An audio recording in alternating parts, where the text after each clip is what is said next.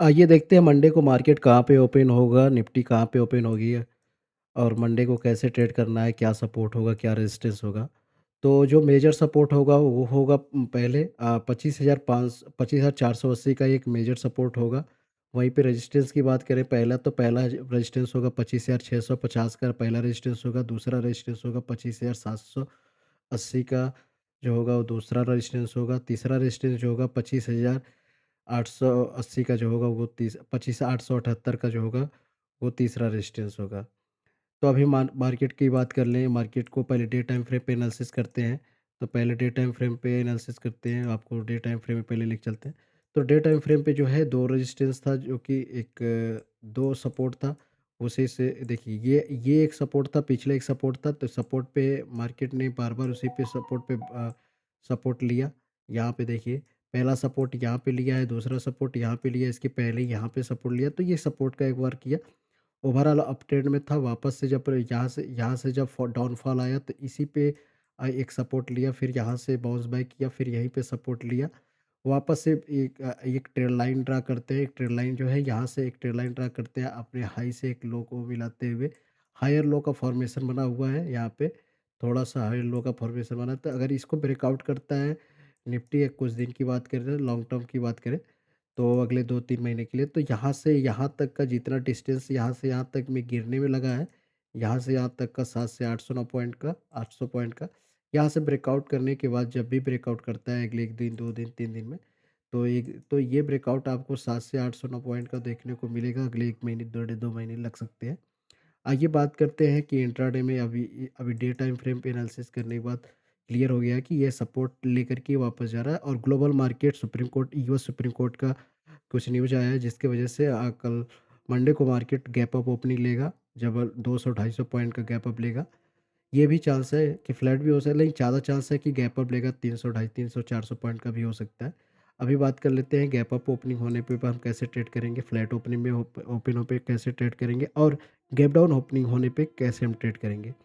आइए हम 15 मिनट के चार्ट पे लेके चलते हैं। 15 मिनट के चार्ट पे हम थोड़ा-सा कुछ डिलीट कर दें, अभी मैं 50 मिनट का चार्ट लगा ले रहा हूँ। तो 15 मिनट का चार्ट पे आपको लेके चलते हैं।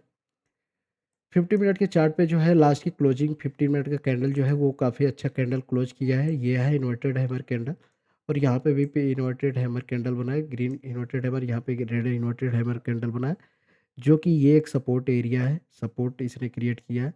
यहाँ पे भी ये वही एरिया एक सपोर्ट था, यहाँ से।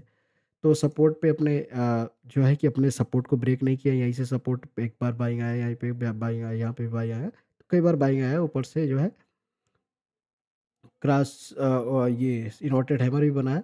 अभी बात कर लेते हैं कि पहले गैप गैप अप ओपनिंग होती है तो क्या करना है? अगर ये गैप अप ओपनिंग 25,650 के आस-पास पे ओपनिंग होती है, यहाँ से 650 के आस-पास पे ओपनिंग होती है यहाँ पे, तो हमें हमें जो है यहाँ पे ओपनिंग होने के बाद ये सपोर्ट का काम करेगा। पहली ग्रीन कैंडल पे आप यहाँ पे कॉल बाय कर सकते हैं। स्टॉप लॉस इसके बिलो लगा करके आप कॉल बाय कर सकते हैं। दूसरा कि अगर गैप अप ओपनिंग हो जाती है, लगभग 200 पॉइंट का गैप अप ओपनिंग होती है, तो 25,780 के आसपास ओपनिंग होती है। 25,780 के आसपास ओपनिंग होती है। तो हमें क्या करना है, 25,780 के आसपास ओपनिंग होती है, तो यहाँ पे आपको एक प्रॉफिट बुकिंग होते हुए देखने को मिलेगा। पहला जब स्विंग लो बने तभी जाकर के कॉल बाय करना है। पहले यहाँ पे ओपनिंग होते होते ही कॉल बाय नहीं करनी है। पहली कैंडल आपको रेड बनते हुए दिखेगी, प्रॉफिट बुकिंग होगा, क्योंकि यहाँ से यहाँ तक 150 पॉइंट 250 पॉइंट का मोमेंटम होगा, तो यहाँ से प्रॉफिट भी देखने को मिल सकता है।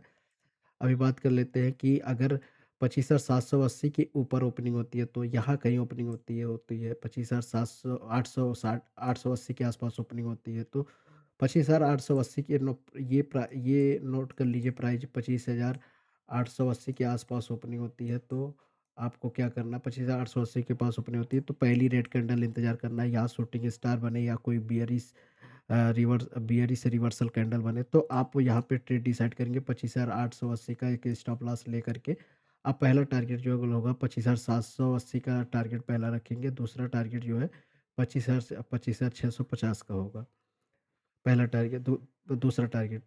अगर अगर जो है कि हम बात करें कि कॉल कब बाई करना है, कॉल तब बाई करना है, अगर यहाँ पे ओपनिंग होती है तो 25,650 से कॉल बाई कर सकते हैं।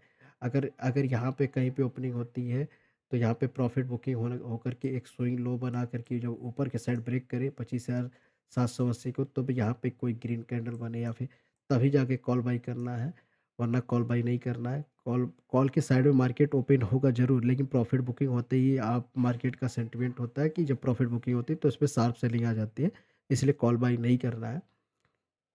अगर 25,880 के ऊपर निकलता है 25,880 के पास ओपन होता है पहली प्रॉफ़िट बुकिंग होने के बाद, यहाँ पे 25,780 पास कोई ग्रीन कैंडल बनती है तब जाके कॉल बाय करेंगे और पहला टारगेट होगा 25,780 का।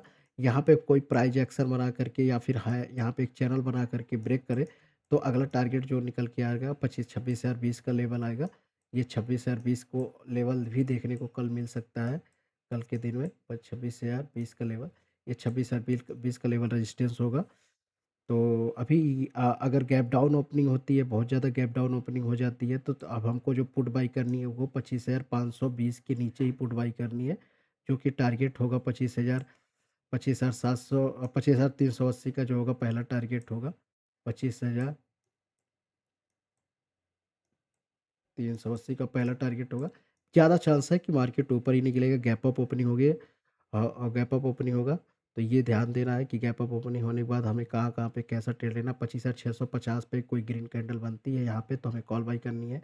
25,780 के आस-पास ओपनिंग होती है, यहाँ पे कोई रेड कैंडल बनता है तभी पुट बाय करनी है, कॉल नहीं बाय करनी है। कॉल तभी बाय करनी है जब 25,780 के ऊपर कैंडल जाती है तभी जाकर के हम बाय करेंगे और इसके नीचे का हमारा एक स्टॉप लॉस होगा 25,780 के।